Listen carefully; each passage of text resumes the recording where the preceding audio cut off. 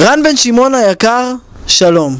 כידוע לך וגם לנו, המוסר, הבושה וההגינות פסו מהעולם קצת אחרי שאלמוג חזן, שאגב אם מישהו יודע איפה הבן אדם, שיעשה טלפון, השווה ל-2-2 במשחק הסרוכים המפורסם. מאז, רבים וטובים פחות כבר לא מתביישים שהם לא מתביישים, ומשתינים בריש גלי בכיף שלהם מהמקפצה פיפי צהוב וריחני. כמו שהתבשרנו לפני זמן מה, מונית הזה מכבר למאמנה הבא של הצוללת הצהובה.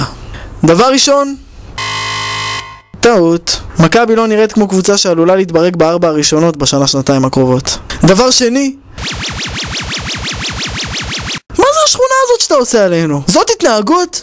ממכבי, שחלק ממנהלי הבאים מקבוצת הכדורסל של המועדון, אנחנו כבר רגילים להתנהגות בזויה, כוחנית ופסולה שכזו. אבל ממך, שהיית מאמן הגון וישר וקפטן נבחרת ישראל, ציפינו למעט יותר מהחאווה בבאווה שאתה עושה פה לכולם בפנים.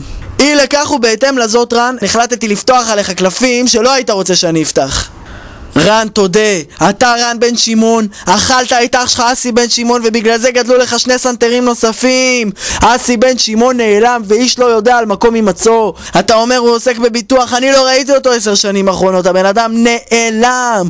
לא ליגה א', לא ליגה ב', לא ליגה ג', לא משחקים של מכבי פתח תקווה בוגרים בא להראות עצמו, לא תפקיד ניהולי במחלקת נוער של מכבי פתח תקווה, לא מפרשן בצ'רלטון. איפה אסי בן שמעון רן? איפה אסי בן שמעון?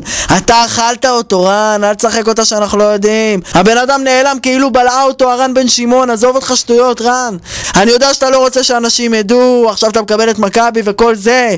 אתה בלית את אסי בן שמעון. אם אני לוקח אותך לאסף הרופא עושה לך שיקוף קיבה, רואים שם באולטרסאונד את אסי קטן כזה. רן, בינינו, בן אדם לא נהיה בלון דובון אם הוא סתם מפסיק לעשות כושר, הוא נהיה בלון דובון אם הוא בולע את אח שלו מיום מן הימים, וככה הוא נראה.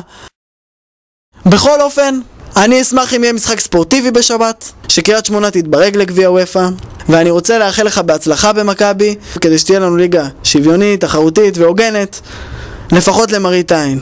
ואולי באיפשהו תצליחו לתת פייט לכסף הגדול של ארקדי, ושיהיה מתח עד ינואר-פברואר, לא מבקשים יותר. בתודה מראש, האנשים שמשעמם להם בטירוף וצופים בכדורגל ישראלי.